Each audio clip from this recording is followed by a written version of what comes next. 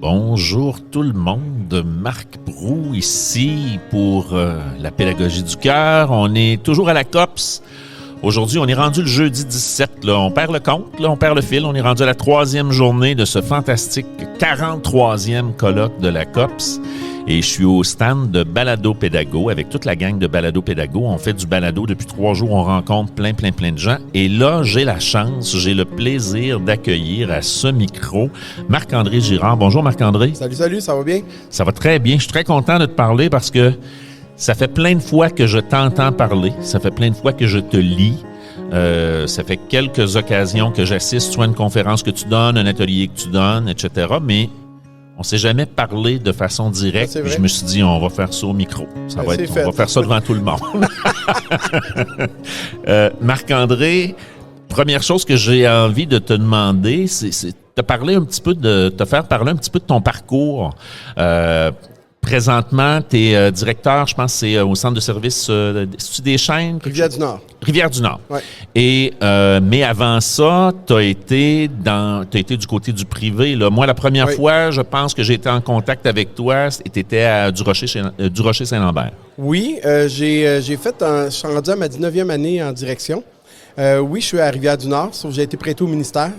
Donc, je suis un des 2 conseillers au Récit national des gestionnaires scolaires, avec mon collègue qui est aussi à Rivière-du-Nord, qui s'appelle Jean-Pierre Tremblay.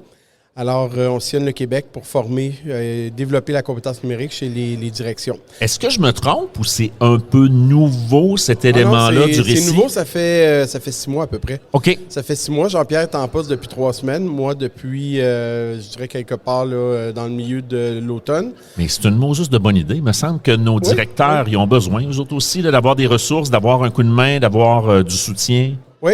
Puis ce qui est intéressant aussi dans la vision du ministère, c'est que les directions qui ont déjà utilisé et développé leurs compétences numériques peuvent en aider d'autres.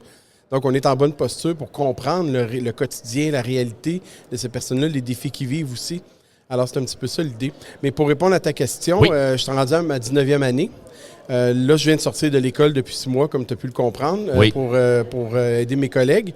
Et puis, sur ces 19 années-là, je n'ai fait 14 au privé, en direction.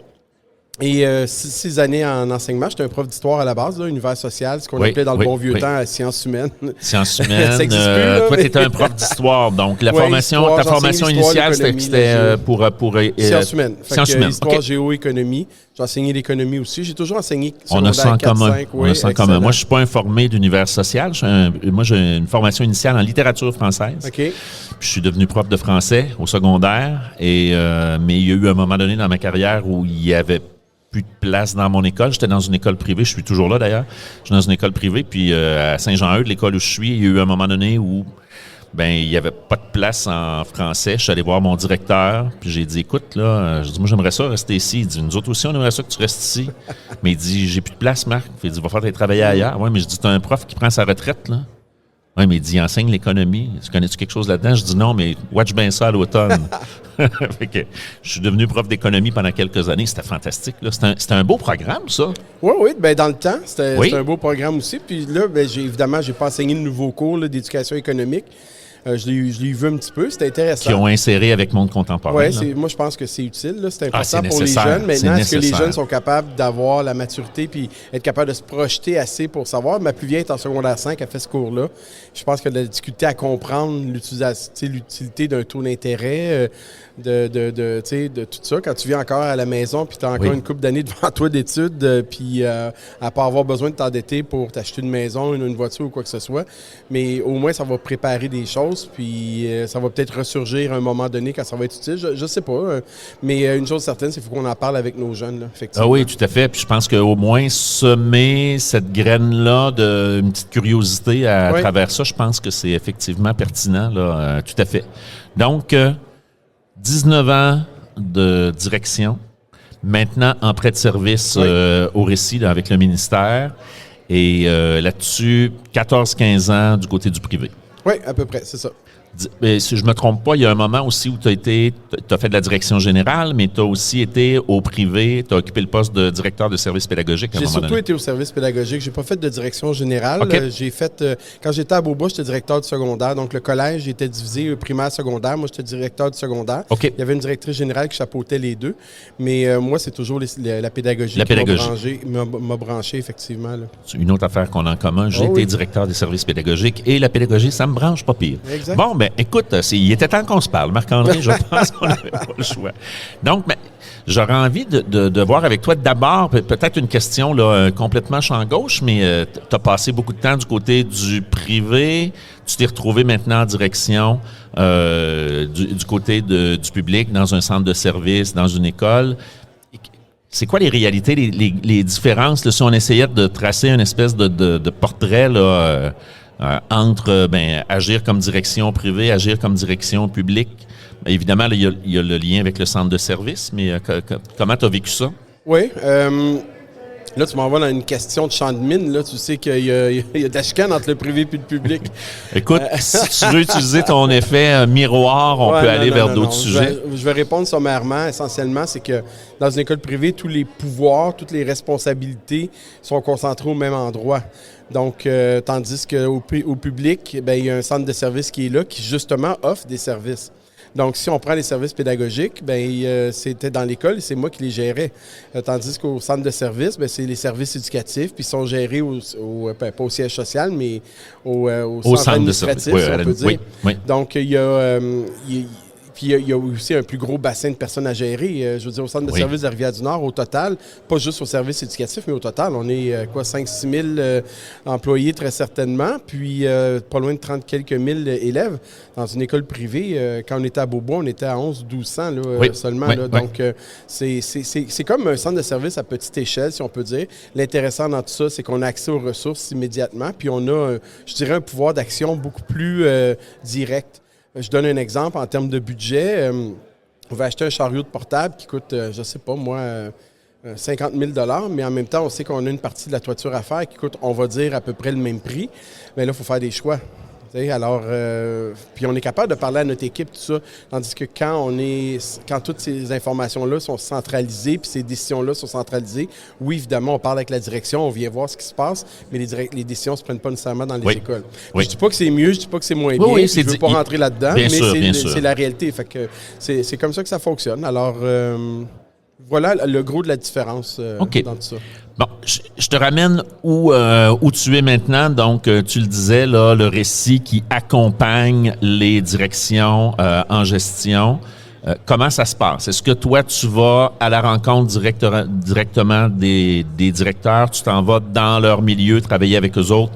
Tu organises des ateliers avec plusieurs directions. J'imagine qu'il y a des ateliers qui sont offerts ici que tu donnes qui vont concerner plus ces personnes-là aussi? Toutes ces réponses. Parce qu'on essaie de trouver des offres de formation qui sont vraiment taillées sur mesure pour les besoins des directions.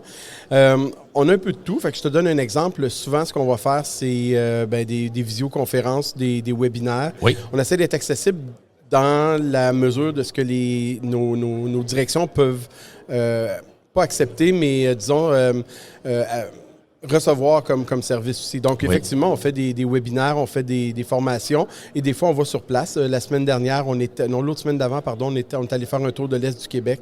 Alors, on était à Rimouski, Témiscouata, la Pocatière.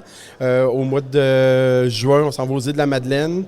On redescend en Gaspésie, puis on redescend toute la côte gaspésienne aussi. Donc, on va vraiment dans les milieux rencontrer toutes les directions du centre de service qui sont au même endroit, au même moment. Donc, ça, c'est vraiment génial. Mais aussi, on travaille avec les associations de direction. Il y en a 4, essentiellement. Il y a 3 associations, une fédération. Alors, des webinaires, on participe à leur congrès annuel. Et puis aussi, il y a de l'aide aussi. Des fois, on reçoit un appel d'une direction qui est juste pognée à quelque chose et qui cherche une solution, qui va nous contacter directement, puis qu'on est capable de travailler individuellement. Fait qu'il y a vraiment un peu de tout qui se fait dans tout ça. Puis il ne faut pas oublier l'autre partie, il y a les directions, mais aussi on a une partie là, de recherche à faire aussi. On essaie de mâcher un peu les recherches scientifiques pour pouvoir les communiquer, les intégrer dans nos formations pour nos collègues également, pour qu'ils puissent développer les meilleures pratiques qui sont vraiment appuyées sur la recherche. Donc, on travaille avec des chercheurs aussi. OK. Et là, tu m'amènes directement dans ma question suivante. Je voyais que dans ton parcours là, dans les dernières années, ben comme beaucoup d'entre nous, là, tu as réfléchi puis tu as pris en charge de façon assez dynamique là, la réflexion sur l'IA, sur l'intelligence artificielle. Tu as même mis sur pied un projet là, qui s'appelle le projet Initiative. Initiative, oui. Peux-tu nous en parler de ce projet-là? Puis je sais qu'il y a eu, ça a commencé, je dirais pas confidentiel, mais au début, vous pensiez pas que ça serait aussi gros. Ça a réagi très vite, là, ça a réagi fort. On a mis le doigt sur un besoin important de la communauté. Premièrement, l'initiative est destinée à tout le monde en éducation. Fait que c'est pas juste pour les directions, juste pour distinguer. Et l'idée derrière tout ça, c'est de se dire, bon, OK, on parle d'intelligence artificielle, ça fait peur à bien du monde. Un robot, une machine qui a maintenant des capacités humaines, notamment au niveau de la cognition. On parle d'intelligence. L'intelligence, c'est lié à l'humain, mais là, soudainement, on parle de l'intelligence de la machine. Fait que, tu sais, moi, j'en parlais avec plein de monde, puis souvent, j'entendais des choses, des stéréotypes. Puis je me suis dit, je pense que ça serait bon qu'on s'assoie ensemble et qu'on en discute, puis sans avoir de solution nous-mêmes, tu sais, que ça émerge du lot. Fait qu'on a fait on a organisé ça complètement de façon indépendante. L'activité était financée par les personnes qui participaient. Oui. Fait que tu sais, on a loué une salle dans un hôtel, on a invité des conférenciers et on a fait des sessions de travail également. Puis je dis on parce qu'on est deux là-dedans, Marie-André Croteau et moi, qui est ma co-organisatrice et la co-organisatrice de la famille aussi, parce que c'est ma conjointe. Et ça facilite le travail, ça le complexifie des fois. Oui, mais ça le facilite également. Ça peut être facilitant. Oui, effectivement. Puis, alors, l'idée, c'était ça, c'était de voir quelles sont vos perceptions, c'est quoi vos peurs, puis comment on passe à travers ça. Et avec cette discussion-là, en fin d'après-midi, là, on avait un autre atelier parfait. À partir du moment où on a eu une conférence, Margarida Romero qui était arrivée là, de Barcelone pour parler avec nous. Une conférence extraordinaire. Je ne sais pas si tu as déjà entendu Margarida, mais... Non, et j'aurais beaucoup aimé être là. C'était impossible pour moi d'être à votre événement. Tu vas faire un balado une bonne fois à notre événement. Oui, ce serait fun, bien sûr. On va avoir probablement c'était ma suite, là. J'imagine qu'il y aura un 2, là. Oui, on a des idées, là, puis je pourrais t'en parler dans quelques instants, mais Margarida, c'est une chercheuse, puis tu sais, elle est rafraîchissante. Moi, je trouve que c'est tellement une belle personne, puis j'ai eu l'occasion de travailler avec elle, puis d'aller à Nice aussi travailler avec elle sur des projets de recherche, des projets de formation. Puis moi, j'ai toujours été impressionné de voir une chercheuse qui est sur le même pied que les autres, tu sais. Puis j'ai vu Margarida à quatre pattes à terre avec des jeunes, avec des profs en train de programmer, puis de jouer avec des robots, puis ci, puis ça. Tu sais, j'ai toujours admiré ça.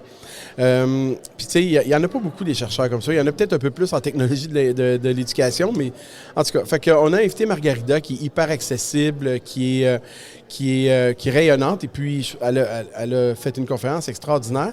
Et on a eu un panel également entre les deux sessions de travail, un panel où Margarida, évidemment, était là. Oui. Normand Roy était aussi présent. Normand, c'est un autre prof là, qui est accessible puis qui Tout à fait. Qui est extraordinaire. Ce gars-là, dans sa tête, ça va vite. Puis, non, mais des fois, j'ai des discussions avec lui sur Teams, puis on fait juste jaser, tu sais, je pose des questions, puis juste le temps de changer d'écran, puis je vois qu'il m'a déjà envoyé plein de textes scientifiques, tu sais, lis ça. Oui, il est en train de me parler, il n'a même pas fini sa phrase, j'ai déjà 3 références, tu sais. Puis Marie-André puis moi aussi, on était sur le panel, fait qu'on avait comme un côté scientifique, un côté un peu plus pratique. Puis moi, j'étais un peu entre les deux, là, parce que je fais aussi un petit peu de recherche avec ces personnes-là. Fait que, puis Marie-André, qui, elle, est en train de compléter ses études de 3e cycle également. Fait qu'on essayait vraiment de rendre le tout accessible. Fait que je pense que ça a été gagnant, ça a été apprécié. On s'est retrouvés là avec pas loin de 100 personnes au total. On ne s'attendait pas à ça. Puis même, la salle était vraiment trop petite. C'était un peu serré. Oui, c'était un petit peu serré. Là. Fait que c'est ça, c'était cool.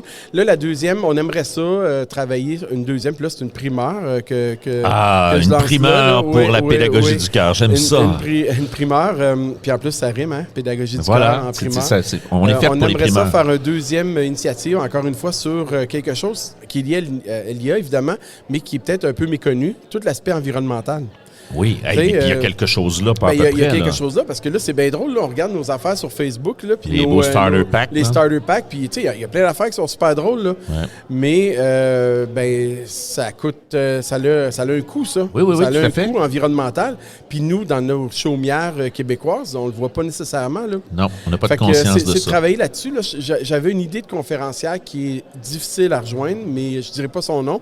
Mais mais c'est ça. Fait qu'on essaie de trouver quelqu'un là, qui va pouvoir venir porter ce message-là, mais pas juste dire « Hey, voici ce qu'on fait ». On veut pas avoir une approche moraliste. Non, bien sûr. On veut juste avoir des informations, mais surtout, ce qui nous importe, nous autres, on est des gens de terrain, les enseignants et tout ce beau monde-là. On veut voir maintenant, OK, maintenant, on le sait, là. La conférencière, le conférencier nous a ouvert les yeux. On comprend le phénomène. Qu'est-ce qu'on fait? Fait que c'est quoi le rôle de chacun des enseignants, de la direction, pour pouvoir justement mettre en place différentes mesures pour, disons, atténuer l'utilisation des intelligences artificielles en éducation. Puis, à mon sens, ça a toujours été la base de mon intervention puis de mon implication en éducation, c'est qu'on a le moyen de changer le monde avec ces jeunes-là. Oui. Ils sont devant nous autres. Là. Ils sont avec nous, ils passent du temps avec nous, on peut avoir un impact. Mais là, quand les gens qui sont devant eux, je ne parle pas juste des enseignants, je parle des directions, des TES, de n'importe qui, des conseillers pédagogiques, bien, ces personnes-là ne connaissent pas ce phénomène-là, ils ne peuvent pas éduquer nos jeunes. Bien sûr. Fait que c'est ça, c'est un peu d'entamer la longue chaîne pour que les choses partent puis qu'on soit en mesure de bien encadrer puis de bien sensibiliser nos jeunes. J'aime ça, puis je suis content de savoir qu'il y aura une suite aux prochaines initiatives, puis je vais me tenir au courant, je vais m'assurer de le savoir assez tôt pour pouvoir le mettre à mon agenda, la prochaine édition, quand elle aura lieu. Il y a aussi une autre chose dont je voulais parler avec toi parce que je regardais là, ton horaire à travers le colloque, le 43e colloque de la COPS. Un des ateliers que tu donnais parlait de l'utilisation de l'IA en direction. Donc, j'imagine que ça vient justement jouer un rôle direct avec ce dont on parlait tout à l'heure. Est-ce que tu peux nous en parler un peu de ce que tu as dit, ou je ne sais pas si ça s'est fait ou si ça s'en vient, là, mais de ce que... Non, ça s'est fait. J'ai eu 3 ateliers la première journée, puis 3/4 de mon intervention était réglée. Bon, c'est bien. Je suis couché tôt ce soir-là, presque tôt. On est allé voir les Canadiens, là, mais... Oh, quand même! Oui. D'accord. Ça n'a pas fini comme on voulait lundi, mardi. Hier, c'était mieux. Hier, c'était mieux, oui. Oui, pour les partisans du Canadien, hier, c'était mieux. L'idée, c'est de se dire... tu sais, l'IA rentre par la grande porte dans nos écoles, puis la grande porte, c'est celle des élèves, tu sais, qui l'utilisent. Oui. Là, nécessairement, ça a une incidence sur les enseignants, mais la direction, elle est où là-dedans?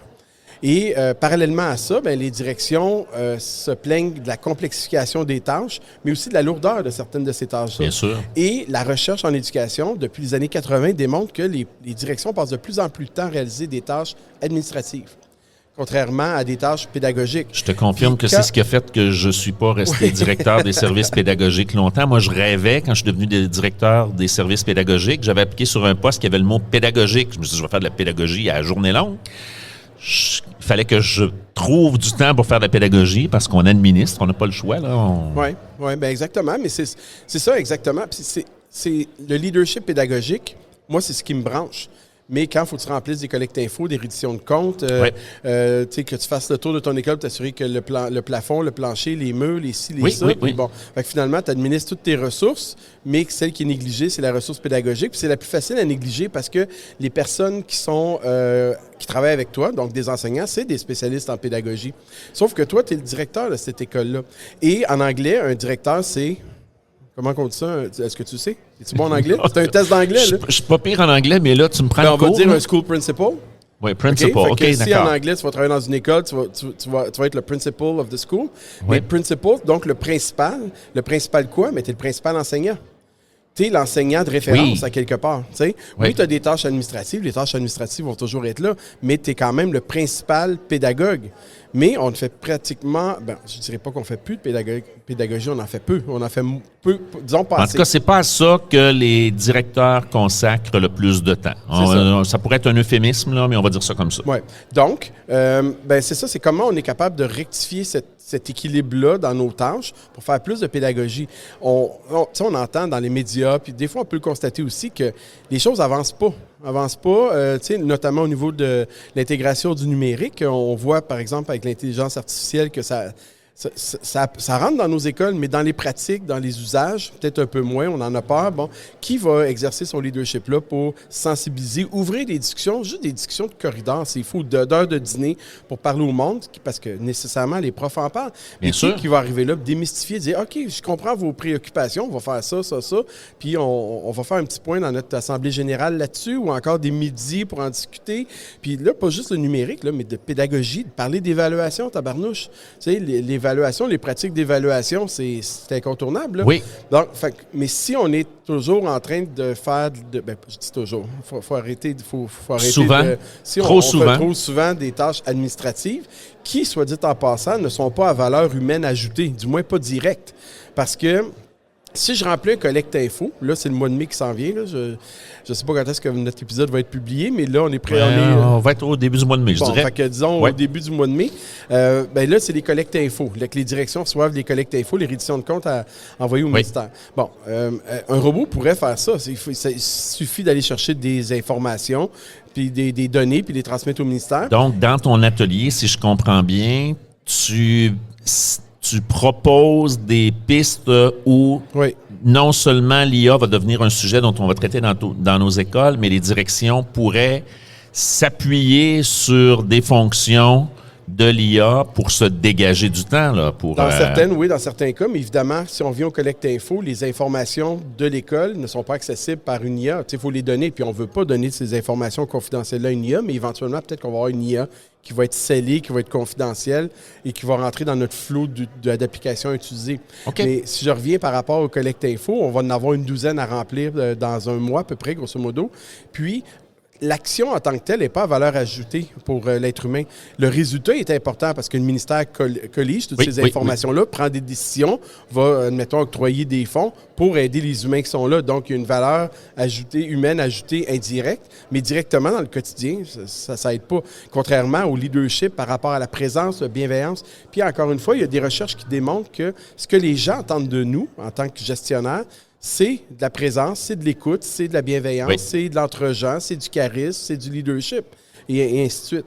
Donc, comment est-ce qu'on est capable de faire ça, nous? Bien, l'intelligence artificielle peut nous libérer une partie de notre tâche, s'occuper de cet aspect plus clérical, administratif, pour pouvoir justement se concentrer sur certaines tâches. Fait que j'ai été capable de démontrer dans cet atelier-là comment une direction sur certains dossiers peut sauver 1 heure, 2 heures, 5 heures, 6 heures à faire un horaire. Tu sais, c'est nono, hein, un horaire des les fameuses photos là, de début d'année au primaire. Là. C'est nono, là, mais ça va prendre facilement 1 heure, 1 heure et demie à faire. Mais tu fais la bonne requête à ChatGPT, faire la bonne requête va peut-être prendre 5 minutes, puis lui, il va te sortir ça en quelques secondes. Tu envoies ça à tes enseignants, est-ce que tout est beau? Tu fais les petites modifications, parce qu'évidemment, dans un horaire, il y a toujours des changements. Là. Comme si tu l'avais fait et que tu avais échappé 1 ou 2 morceaux. Il y a quelqu'un qui s'en rend compte, on fait les modifications, on ajuste. On fait les modifications, c'est fini, puis là, tu viens de sauver 1 heure, 1 heure et demie de ton temps.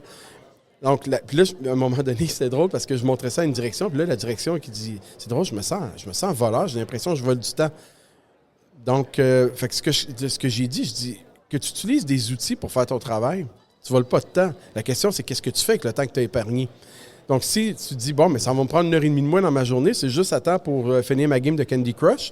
Là, peut-être que... Là, tu peux te sentir voleur un peu. Oui, là, tu pourrais. Mais je veux dire, si cette heure et demie-là que tu as sauvé aujourd'hui, tu vas passer auprès de tes élèves à donner un break de surveillance à 1 ou 2 enseignants, puis à t'asseoir avec ton personnel, puis jaser, échanger, travailler sur le climat organisationnel de ton école, et ainsi de suite, et ainsi de suite, bien là, moi, je pense qu'au contraire, c'est un gain. Oui, puis là, il y a un investissement sur l'humain, sur ce qui se passe véritablement dans l'école. Ça peut avoir un impact sur les apprentissages des élèves de façon directe, là. OK. Voilà. J'aime beaucoup ça. Fait que tu retournes en direction quand? Non, c'est pas prévu. C'est pas prévu. Ce qui est prévu, c'est qu'il me reste 1 année comme enseignant l'an prochain, puis après ça, je me consacre 100% à me promener partout, puis à aller rencontrer des profs, à aller faire en sorte que le monde reste dans les écoles, parce que moi, mon drame, là, c'est le nombre d'histoires que j'entends de jeunes qui sont rentrés dans cette profession-là, qui n'ont pas été équipés comme du monde, qui se sont retrouvés dans des situations qui étaient invivables, puis qui disent, sais-tu quoi, passez-vous de moi, je vais aller faire autre chose. Il était rendu. Là. Moi, je vais aller travailler là-dessus. Je retournerai pas en direction, mais je vais consacrer du temps à ça. Je vois arriver David, que je vais accueillir tout de suite après toi. Juste, je vais clore notre épisode, puis je vais en ouvrir un autre avec David, mais j'aimerais ça que tu me parles un peu de Ludovia, parce que c'est toi qui as attiré mon attention là-dessus quand on s'est parlé pour fixer le rendez-vous aujourd'hui. Ça a été quoi ton implication là-dedans? Comment ça s'est passé? Bien, mon implication, j'ai été invité à aller à Ludovia les 2 dernières années. Ludovia a lieu à la fin du mois de janvier. Et puis en 2024-2025, j'ai eu la chance d'être invité là-bas.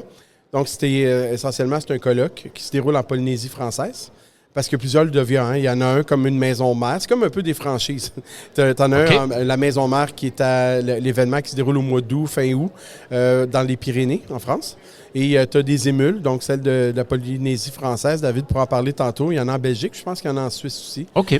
Et j'ai eu la chance d'être invité à celle de Tahiti. Puis je veux dire, c'est l'occasion d'une vie. Combien de fois est-ce qu'on va à Tahiti? Et moi, pour l'instant, c'est 0. Toi, c'est 2. Donc, présentement, tu mènes 2-0. Mais non, c'est tellement une belle expérience, des bonnes personnes. Et moi, j'ai aimé ça travailler avec ces gens-là parce que le rythme est différent. Ouais. Le rythme est différent, sont cool, sont relax et puis sont gentils, sont bienveillants. Et puis, c'est ça, moi, mon implication, c'était d'amener des idées, de présenter un peu qu'est-ce qu'on fait ici, des grands thèmes qui étaient collés au thème du colloque. Du colloque là-bas. Oui, c'est ça. Super. Ben écoute, d'abord, Marc-André, merci beaucoup d'avoir accepté mon invitation, d'être venu jaser avec moi aujourd'hui au microphone de Balado Pédago, de la pédagogie du cœur. Je suis vraiment très, très, très content de cette rencontre-là. Puis, merci d'avoir attiré mon attention sur David Quinson, qui est ici. Je vais parler avec lui dans le prochain épisode, dans les prochaines minutes. Donc, bonne fin de colloque, puis à la prochaine. Salut, merci. Salut.